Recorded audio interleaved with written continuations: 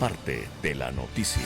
Revisamos ahora mismo información política con una de las voces más potentes de la política nacional en los últimos años. Nos referimos a la licenciada Paola Cabezas, quien ha sido asambleísta de la Revolución Ciudadana y nuevamente es candidata a la legislatura. Ella se encuentra aquí en los estudios centrales de Radio City en Guayaquil. Licenciada Cabezas, buenos días y bienvenida, esta vez presencialmente. Muy buenos días, sí, bueno, estuve un poquito perdida porque pensé que estaban en el otro edificio y bueno, creo que pudimos movilizarnos rápido y estamos acá, así que muchísimas gracias. No hay nada mejor que las entrevistas presenciales. Yo vengo de la radio donde no habían cámaras, más bien era todo un poco más íntimo, entonces gracias por permitirme estar acá. Licenciada Cabezas, ¿cumpliendo agenda en Guayaquil con propósitos de campaña o alguno otro en particular? Bueno, estamos en campaña. Yo sí pedí licencia sin sueldo para hacer campaña y entonces desde ayer hemos estado en algunas actividades en la Universidad de Guayaquil conversando con jóvenes sobre justamente sus preocupaciones en torno a la educación, al empleo. Escuchaba mientras venía justamente que hay como una antipatía del electorado sobre las propuestas. En realidad como que no están permeando tanto las propuestas, pero eso no implica que no existan preocupaciones y sobre todo en este electorado. Fue una conversación interesante porque a veces nosotros creemos que estamos dando el mensaje correcto sobre algunas cosas, sin embargo, los chicos tienen otras preocupaciones y sobre todo cuando se trata de educación. Y quizás en lo que coincidimos es que ellos saben que son privilegiados al estar allí, porque no todo el mundo tiene hoy por hoy la posibilidad de ir a una universidad. Y sobre todo cuando ha venido un sistemático debilitamiento de la política pública de educación superior, pública sobre todo, y que también ir a una universidad privada es un privilegio. Si ellos que están en una universidad pública ya son privilegiados y muchos vienen de cantones, de provincias, tienen que desarraigarse de su casa, de sus territorios. Fue, la verdad, muy interesante. Y también nos toca porque, bueno, yo también soy esmeraldeña, yo estudié acá en Guayaquil, yo vine de Esmeraldas a estudiar a Guayaquil, viví 15 años acá y es interesante porque a la larga no cambian los sentimientos o no cambian el comportamiento de los jóvenes que migramos internamente para buscar mejores días. Así que lo que hay que procurar es que la política pública se preocupe también de ellos, porque estamos hablando que frente a los que migran y los que sí tienen, digamos, la fuerza de quedarse en el país e intentarlo, hay que darles, pues obviamente, una oportunidad. Licenciada Cabeza, su primera exposición habla mucho de los jóvenes, es decir, ustedes están apuntando un poco a captar la atención de este grupo etario que de alguna manera no vivió el día a día de lo que significó el gobierno de Rafael Correa. Sí, y es más interesante porque quizás uno les dice, miren, esto fue así, dicen. Muchos decían, bueno, yo no me acuerdo. Eran niños. O en realidad era niño, estaba preocupado de otras cosas. Y yo creo que más que hablar de lo que hicimos, hay que hablar del futuro. Lo que hicimos fue importante porque quizás marcó una ruta de institucionalización, de poder quizás mostrarle a la gente que cuando hay una buena inversión pública, cuando se redistribuye de manera eficiente los recursos, para todos alcanza. No puede quedarse la plata en un solo sector en desmedro de los intereses de otros. Entonces, fue interesante hablar con ellos de esto porque no podemos seguir debilitando lo público. Lo público es la oportunidad, y yo a veces lo digo de manera un poco fuerte, pero es la verdad. O sea, lo público es la diferencia entre la vida y la muerte para una persona empobrecida, racializada y deshumanizada. Este país está tocando fondo. Cuando el debate sobre los niños de las Malvinas, que perdonarán que no sea un tema que lo toque casi como desde lo personal, porque yo vengo de una provincia que desde el gobierno de Lasso viene sufriendo estructuralmente una arremetida estatal no justificada, porque creo que no tuvieron, ¿Se refiere a la inseguridad? Claro, pero lo que pasa es que la inseguridad toca otras aristas. La inseguridad no solamente te excluye del trabajo, te excluye de emprender, sino que también la inseguridad te encierra y hace, pues obviamente que otras, sobre todo los jóvenes, y cuando el Estado desaparece, se acelera mucho más el tema de la pobreza. Y desde el gobierno de Lazo yo lo advertí, porque quizás he sido sola en esta amplificación de pilas, cuidado, está pasando esto, a los chicos los están cooptando las bandas, hay familias disfuncionales, porque eso es real, es todo un comportamiento social que hace que los chicos se conviertan quizás en presa fácil. Miren en lo que decantó, y cuando el presidente de la República firme el decreto 111, que todos estuvimos de acuerdo, es más, con mi voto, la Asamblea aprueba una resolución para darle el apoyo al presidente que se vaya con todo. Pero para eso está la inteligencia policial y militar, para identificar los objetivos, para saber quiénes eran los terroristas. Pero si no le pones reglas claras a los militares, pasó lo de los chicos de las Malvinas, que yo lo alerté.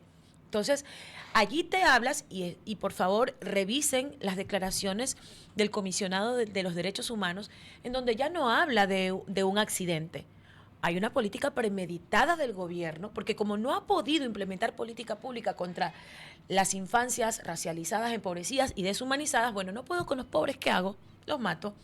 Perdone que diga así de directa las cosas, porque si nos damos cuenta, todos los desaparecidos que están empezando ahorita justamente a fluir vienen de sectores de las provincias de la costa, empobrecidos, y que no han sido atendidos. Entonces, esta es una realidad que la vivimos y que también tiene que ser abordada desde lo político. Me preocupa que nadie está hablando de esto.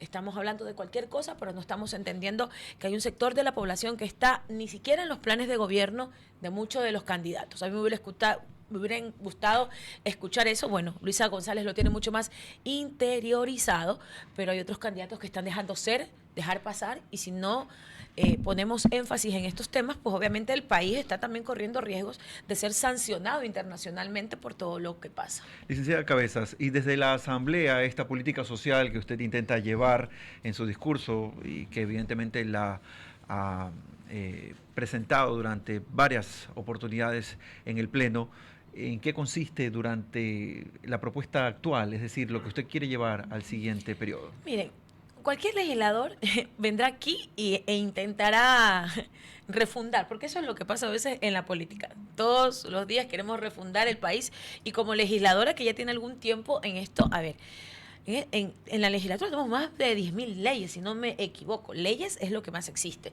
Nosotros necesitamos, y lo digo como parte del equipo de Luisa González a la Asamblea Nacional, hacer las reformas puntuales que se requieran para la implementación de su plan. Que sí, en el plan de Luisa González sí hay un importante componente social para justamente identificar esta problemática.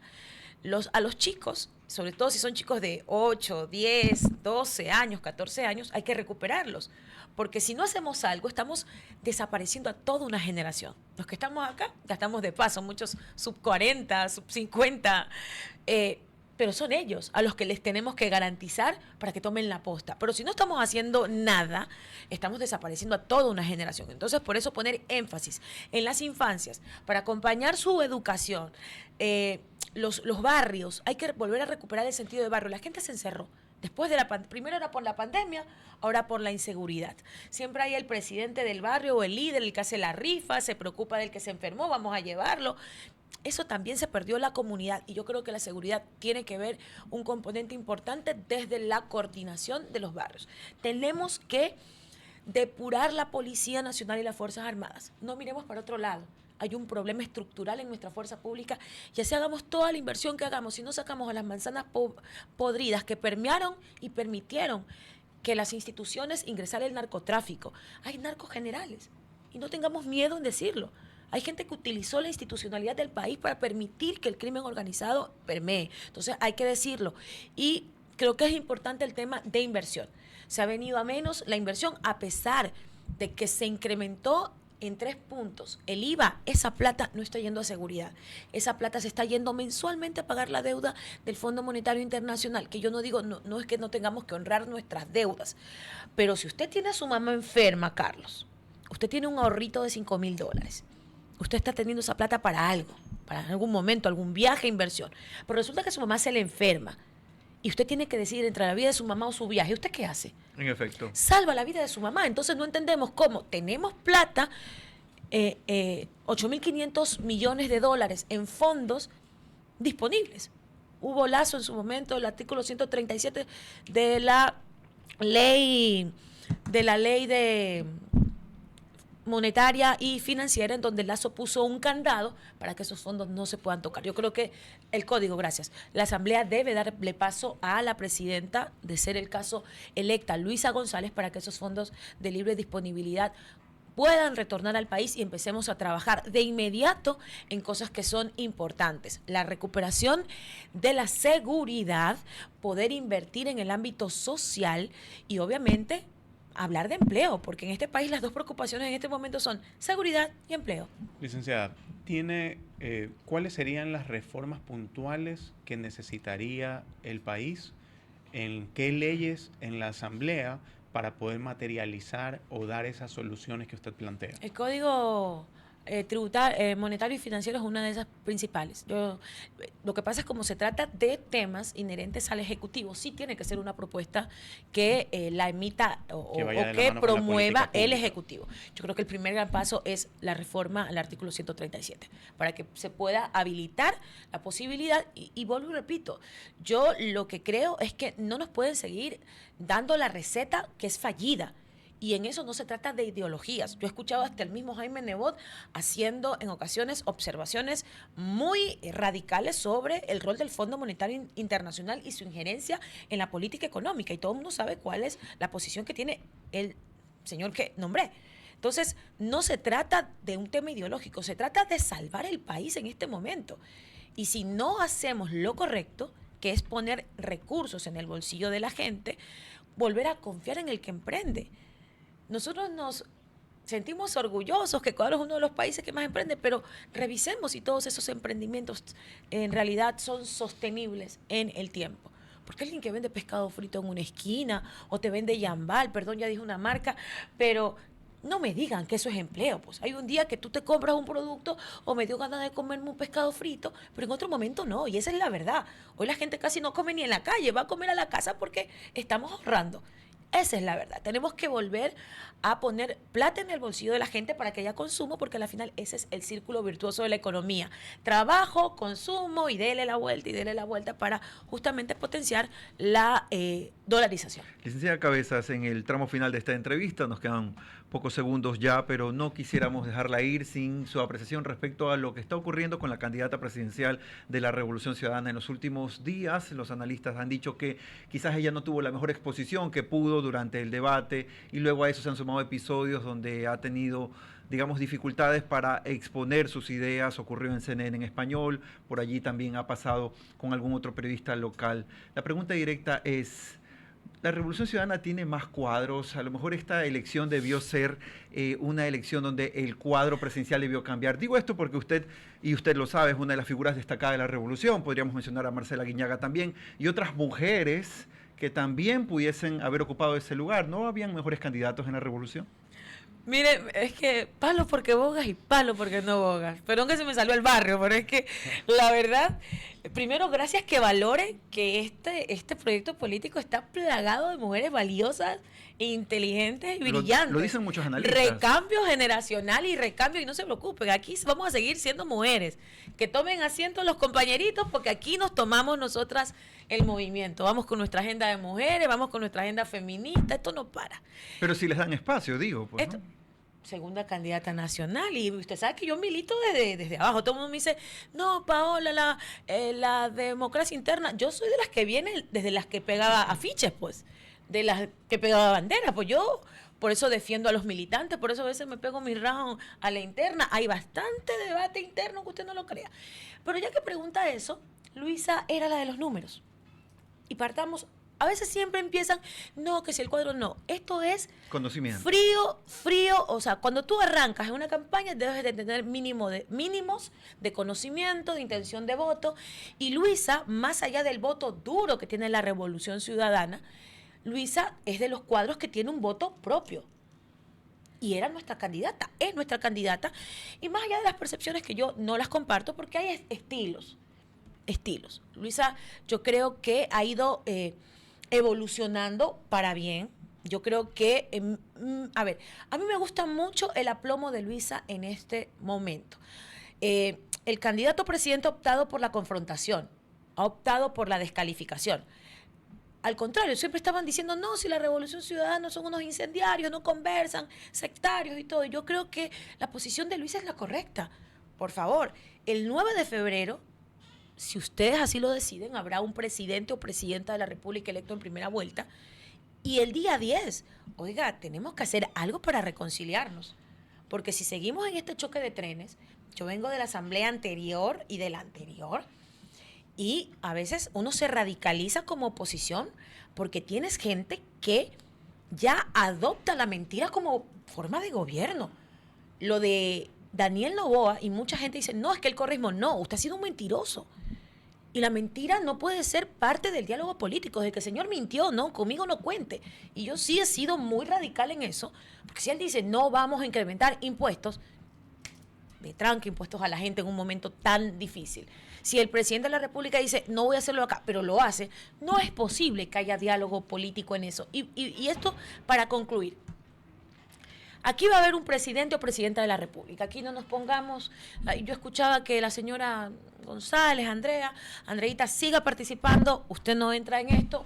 Son dos opciones. O sigue Noboa o cambiamos con Luisa González. Pero la asamblea que viene va a tener un rol importantísimo y protagónico en el próximo gobierno.